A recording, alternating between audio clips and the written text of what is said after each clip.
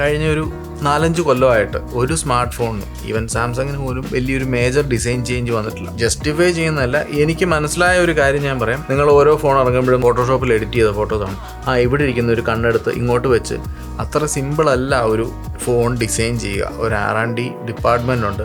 ഇതിൻ്റെ അകത്ത് ഒരു സ്ക്രൂ മാറ്റണമെങ്കിൽ തന്നെ ഇതിൻ്റെ ഇൻറ്റേർണൽസിനെ ഫുള്ള് റീഅറേഞ്ച് ചെയ്യണം.